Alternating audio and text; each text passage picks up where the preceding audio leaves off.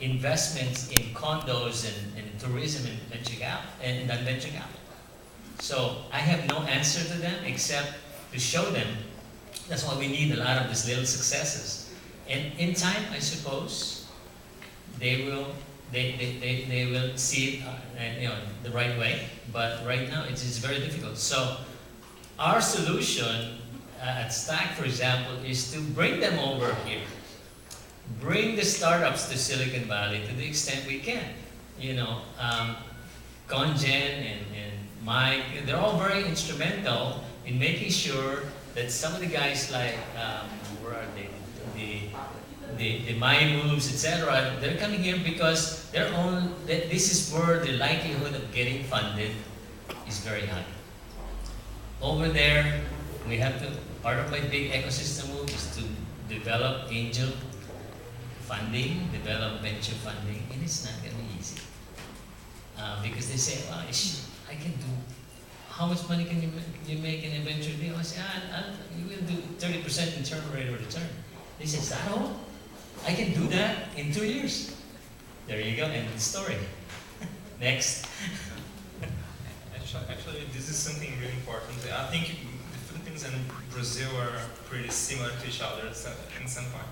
And the mindset is the same in Brazil. An investor is always looking to have their money back in 1 or 2 years. That's not going to happen here.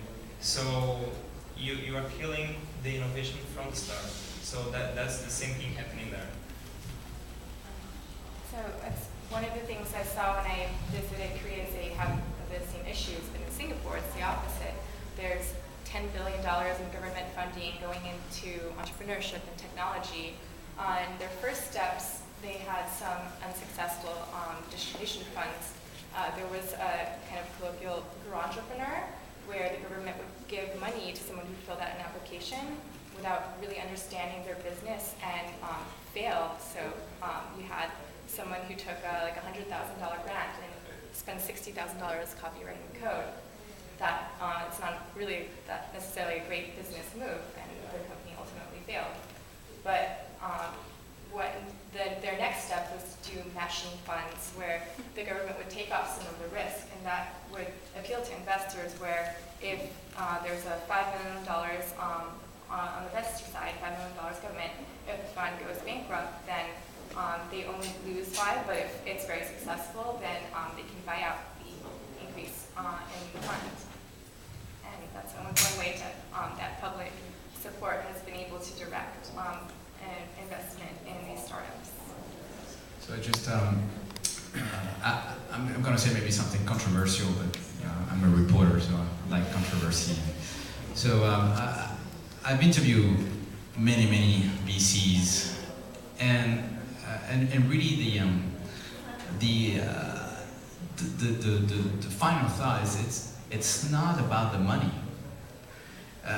Yes, there's money involved. You're gonna think about return on investment, ROI, and all those things, but it's about, which is something that's very unique to Silicon Valley. It's about changing the world. Everybody here, entrepreneur, investors, they're about, we want to change, we want to make an impact on the world. And so if the idea is not big enough, then they won't invest it. But if the idea is crazy, that's not something they're going to be afraid about. Because I think we can do that. So it's not about money. It's about changing the world. And I know this is a concept that, when we're thinking about coming from Europe, where money is it's hard to earn, and there's a recession and everything, and when we want to come and say, well, it's not about money. Money here is free. There's so much money that it's literally free. Just get to know where to get it. Yes, not at the bank. Not at the bank. Okay. Not only that, but also giving back, right? So there is this concept of giving back to the society, to the community. So, like him, he was an entrepreneur, right? 3 startups. 3? 6, you mentioned. Total 6. So now he's an investor. So at some point he wanted to give it back to the society. So I think this is a very good example. But of course, there's the risk. I recall a visiting group from Austria. They talked about investment and talked about venture capital, and they said, yes, we have a great plan in Europe. VCs invest in Austria, and if it doesn't work out, they somehow get their money back. And from the government, so this is interesting. Here, when you invest and the company fails, it's gone. So the money is gone? And yes, that's why it's called risk and venture capital. But I mean, there's a reason why 9 out of 10 fail, and out of the 10s, they still make enough money to pay their rent of $19 square foot a month on Sampler Road. Somehow it has to work out. I got a very interesting comment from a SVP business development of a large design firm in the Valley recently, who said to me, the age of winning is over. And of course, we all want our company to be successful, we all want to make money. But it says it's all about collaboration and sharing, which is of course what we just heard before. Because, I mean, you know the story, huh? If I give you $1 and you give me $1, we still both have $1. If I give you an idea and you give me an idea, we have each 2 ideas, yeah? At least, yeah? And there is the risk. I worked with a company and they gave me their business plan. And they said, this is NDA, you cannot tell anybody. Met them later, he says, so I never heard from you. I mean, I thought you're gonna help us find businesses. No, I put the business plan in my safe and never showed it to anybody. You ask me. So, how long do you think an entrepreneur, when he arrives at SFO or San Jose, how long does it take to get funded, to get the first sort of to get to the first step, you know, the next level, funding, partners, you know, 3 months, 6 months, a year? Yeah. It's a tricky question. It's totally tricky. So there's no easy answer, right? So the easy answer, I think it's a range.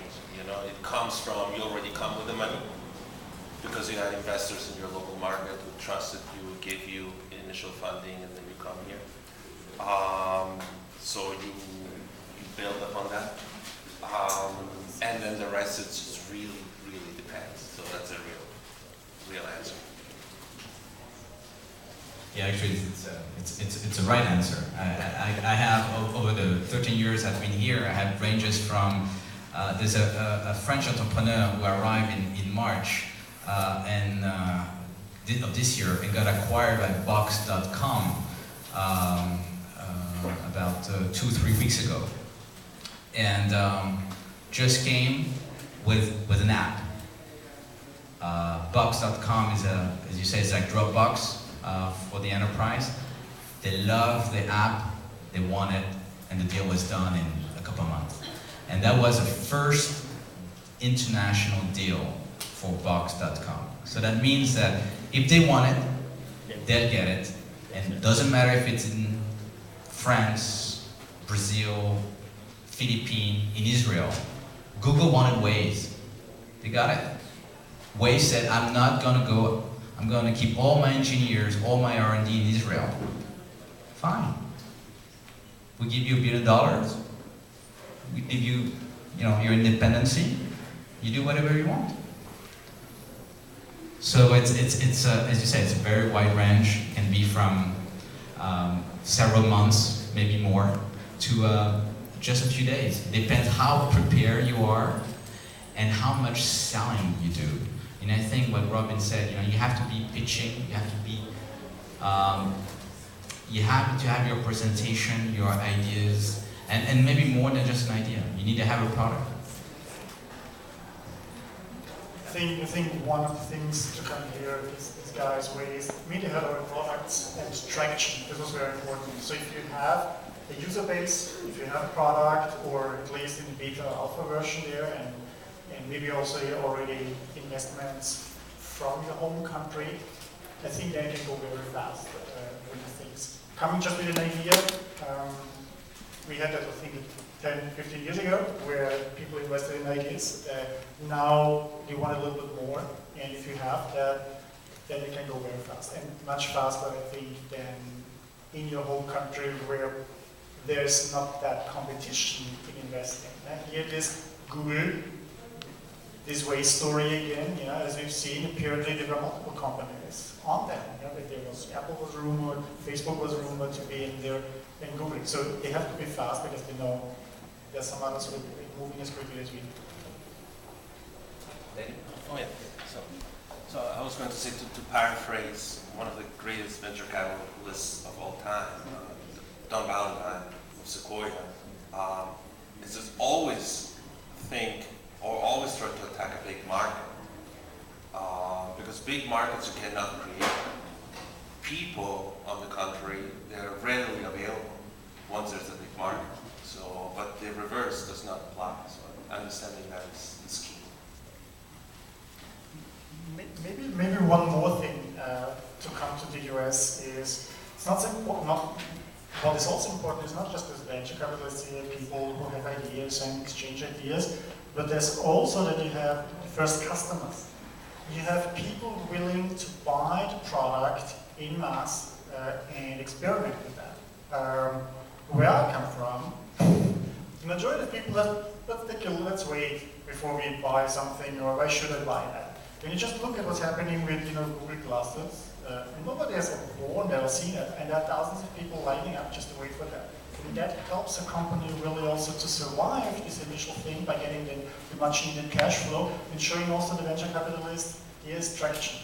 And you can't just create that.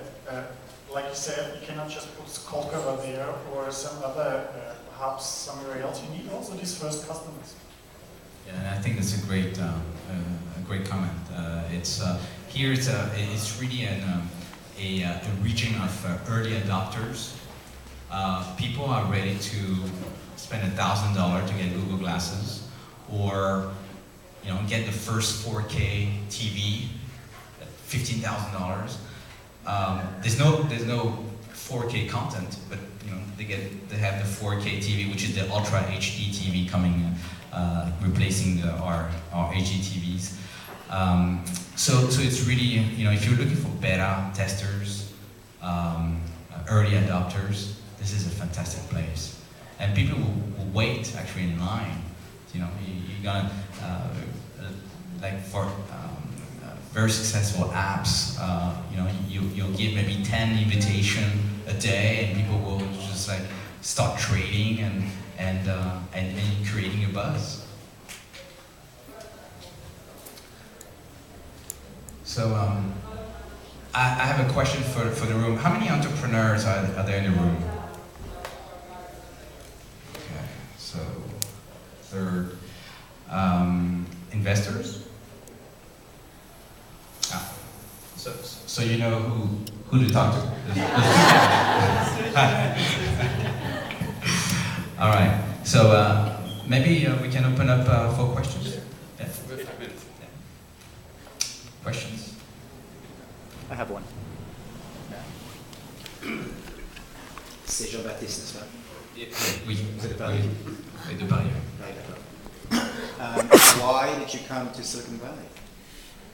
So, so I was based in Paris, working for the largest IT publisher in France, like the computer world of France, and we it was 1999. It was the height of the bubble, and so we decided back in Paris, we're covering high tech, and I've been a tech reporter for this year. It's going to be 20 years.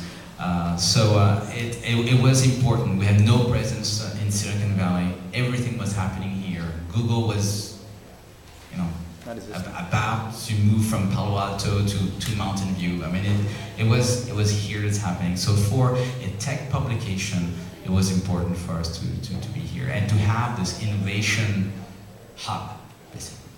So I lived in France for a year and a half in Paris, actually. And I'd like to have your opinion from a French national in regard to the feeling of doing business in France versus doing business here in Silicon Valley when it comes to access to capital, as well as the relationship you have with your peers. So the minister of the digital economy the French Minister of Digital Economy came to San Francisco last week, actually to try to find out what makes Silicon Valley tick. And in France, we have probably the same problem than the Philippines. People don't like risk. Capital is very hard. Almost no business angel. I mean, we're talking about it's not, we're talking about a mature economy, but with not a good business ecosystem. It's all old families, Michelin, you have Danone, you have all those, very much like the Philippines. And so